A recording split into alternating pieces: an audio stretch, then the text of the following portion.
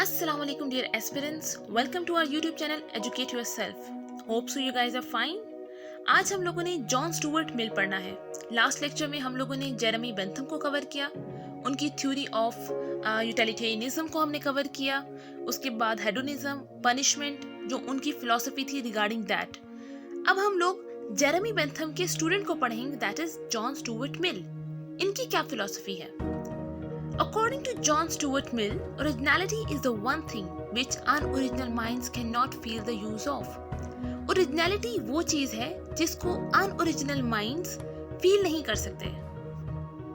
अब हम देखते हैं कैसे. सबसे पहले हम बैकग्राउंड के ऊपर आते हैं. बैकग्राउंड अगर हम देखें तो at 19th century English philosopher born in 1806, basically ये 1806 के अंदर पैदा हुए. And he was disciple of Jeremy Bentham, क्योंकि मैंने पहले ही बता दिया कि जेरेमी बेंथम के ये स्टूडेंट थे और इन्होंने अपनी जो अर्ली लाइफ थी वो जेरेमी बेंथम और इनके फादर जेम्स मिल के अंडर गुजारी. उनका काफ़ी ज़्यादा इन्फ्लुएंस था and he was home schooled by his father James Mill. Learned Greek at the age of 4 and Latin at the age of 7. Greek उन्होंने 4 साल की उम्र में और लातीनी जुबान उन्होंने 7 साल की उम्र में सीखी. By the age of 13, he had learned equivalent to any college graduate. He became secretary and research assistant to his father. At the age of 17, he entered employment of East India Company. सब continent के अंदर जो east India company थी, 17 साल की उम्र में ये वहाँ पे एम्प्लॉयड हुए. He lived under the authority of his father, a very hectic and monotonous life. उन्होंने अपने वालिद के अंडर बड़ी ही एक हेक्टिक और मोनोटोनस लाइफ गुजारी. उन्होंने देखा किस तरह उनके फादर वर्कआउट करते हैं, किस तरह उनके जो टीचर थे जेरेमी बेंथम यूटिलिटेरियनिज्म का जो कॉन्सेप्ट देते हैं, जो कहते हैं कि मैक्सिमम लोगों की अगर मेजॉरिटी जो है वो हैप्पी हैं तो वही चीज़ डिसाइड करेगी कि क्या चीज़ राइट है, क्या चीज़ रॉन्ग है. तो अब जो हमारे पास है जॉन स्टुअर्ट मिल, ये भी उनके इतने ज़्यादा अंडर प्रेशर थे कि उन्हें एक नर्वस ब्रेकडाउन का सामना करना पड़ा at the age of 21. He goes into a long period of mental depression. The reason for this is given to his hectic, laborious and monotonous life imposed upon him by his father and Bentham. जो Jeremy Bentham और उनके father ने उनके ऊपर बड़ी एक monotonous life और laborious life जो उनके ऊपर लाद दी थी या जो इम्पोज कर दी थी, उसकी वजह से उनको मेंटल डिप्रेशन हो गया था. Mill recovers from this depression by reading poetries of Wordsworth. After his recovery, he was totally transformed vision of life. He starts looking at his father's and Bentham's philosophy of utilitarianism critically. Basically, उनके जो father थे James मिल और Bentham, उनकी philosophy को उन्होंने critically देखना शुरू किया.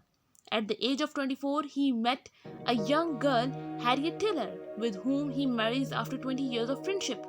अब हैरियट टेलर जो थी इनकी वाइफ, ये एमसीक्यूज पॉइंट ऑफ व्यू से भी आपने याद रखना है, क्योंकि जो जेम्स में ये हमारे पास जॉन स्टुअर्ट मिल हैं, इनका रोल आपकी जेंडर स्टडीज़ में भी बहुत है, क्योंकि जेंडर स्टडीज़ के अंदर जो जितना इन्होंने काम किया है ऑन सब्जेक्शन ऑफ वुमेन, ये इन्होंने अपनी वाइफ की अंडर इन्फ्लुएंस या उनसे इम्प्रेस होके या उनके साथ की वजह से किया. तो उनकी जो इंटेलेक्चुअल इन्फ्लुएंस था जॉन स्टुअर्ट मिल के ऊपर वो हैरियट टेलर का था. इसीलिए इनका नेम आप लोगों ने याद रखना है एमसीक्यू पॉइंट ऑफ व्यू से. मिल एंड हिज इम्पोर्टेंट वर्क. मिल ने किन किन चीज़ों पे काम किया, कौन कौन सी बुक्स थी? 1820 में उन्होंने बुक लिखी elements of political economy, then system of logic, on liberty, the subjection of women, the consideration on representative government and utilitarianism. अब इनमें सबसे ज़्यादा इंपॉर्टेंट है on liberty, the subjection of women and utilitarianism. Then हम बात करते हैं Mill's modification of Bentham's utilitarianism. Mill's idea of individual liberty.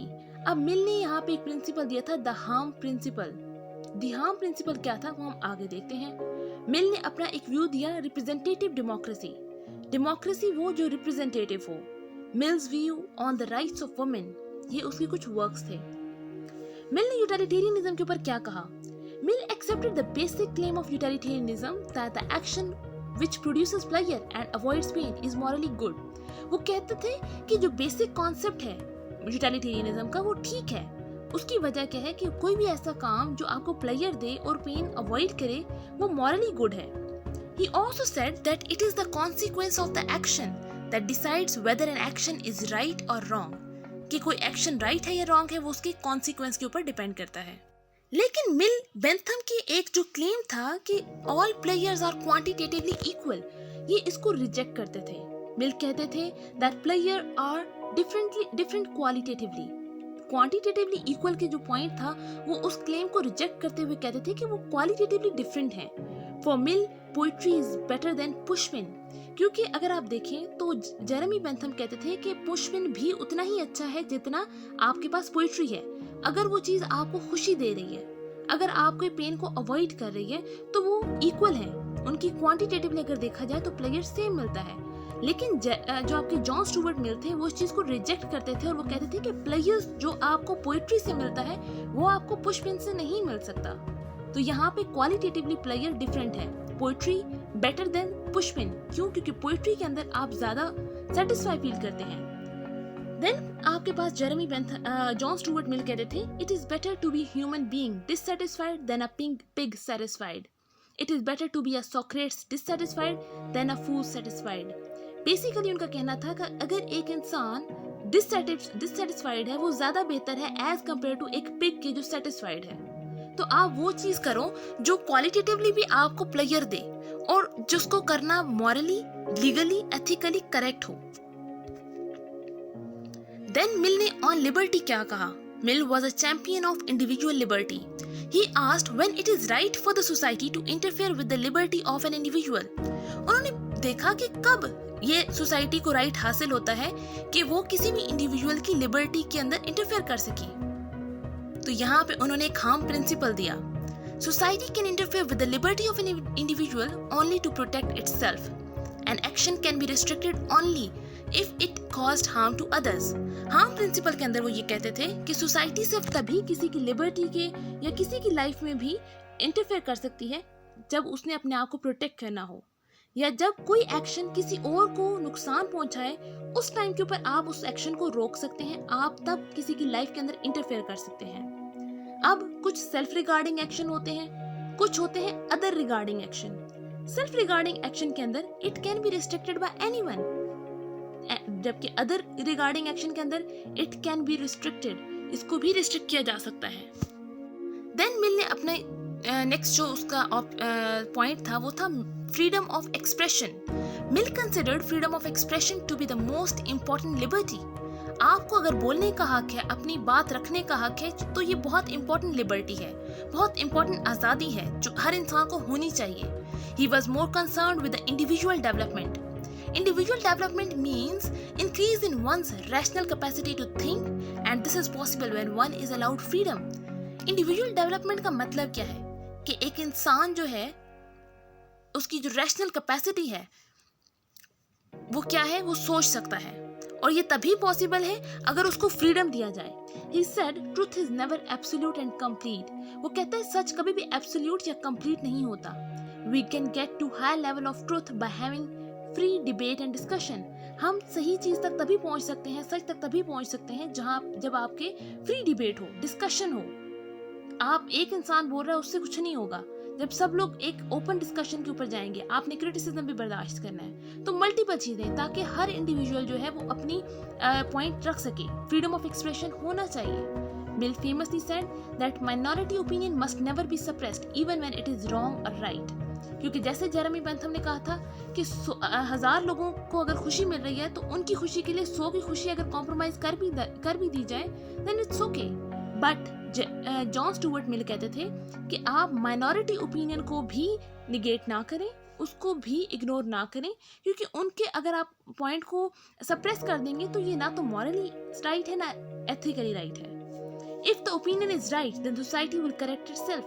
अगर कोई माइनॉरिटी सही ओपिनियन देती है तो सोसाइटी को चाहिए कि वो अपने आप को करेक्ट कर ले, लेकिन अगर ओपिनियन गलत है तो सोसाइटी को चाहिए कि उसके अगेंस्ट बात करें, will stand vindicated. Mill on representative government. Mill representative government के बारे में क्या कहते थे? Mill was in favour of democracy over any other form of government. Mill कहते थे कि जो डेमोक्रेसी होती है, people can exercise their moral and intellectual capacities by participating in politics. Basically democracy के अंदर लोग पॉलिटिक्स के अंदर खुद पार्टिसिपेट कर सकते हैं, तो वो हमेशा कहता था कि डेमोक्रेसी सबसे अच्छी चीज़ है।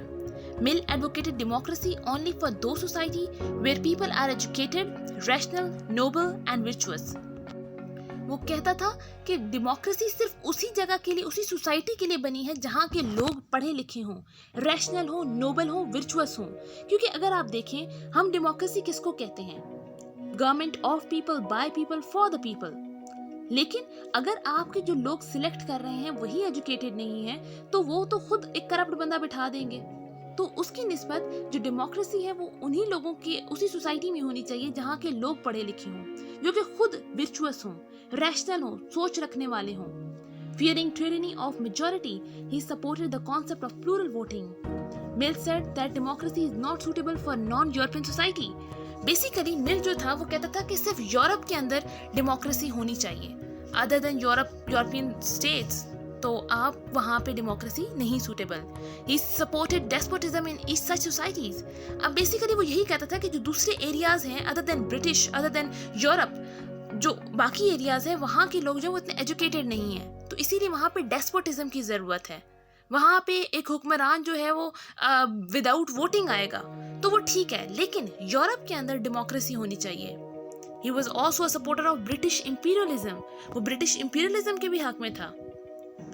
देन अगर हम बात करें मिल ऑन वुमेन, मिल की बुक थी subjection of women, is considered to be the one of the earliest treatise on feminism. He is considered a proto feminist. Basically जो उनकी वाइफ थी हैरियट टेलर, उनका बहुत इन्फ्लुएंस था on mills feminist thinking.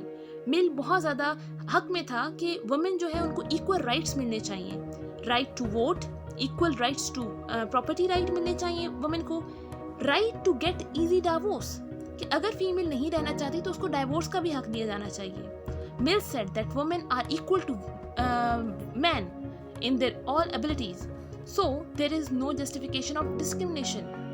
Mill's work have inspired many future feminist thinkers. तो basically मिल का कहना था कि जो फीमेल्स होती हैं उनको इक्वल राइट्स मिलना चाहिए जैसा कि आप मेल को दे रहे हैं। क्यों? क्योंकि उनकी अगर देखा जाए तो उनकी कैपेबिलिटीज, उनके जो वर्क है, उनकी रैशनैलिटी है, ईच एंड एवरीथिंग दोनों सिमिलर हैं। अब यहाँ पे आप लोग इसके ऊपर फर्दर क्रिटिसिज्म भी कर सकते हैं। अगर आपको इस जॉन स्टुअर्ट मिल की कोई भी फिलॉसफी के अंदर कहीं पे भी कोई इशू हुआ हो तो आप हमें कमेंट सेक्शन के अंदर बता सकते हैं। कोई क्वेश्चन है आप वो कर सकते हैं। अगर आपको वीडियो अच्छी लगी हो इसको लाइक करें, कमेंट करें, शेयर करें और चैनल को सब्सक्राइब करें। Thank you.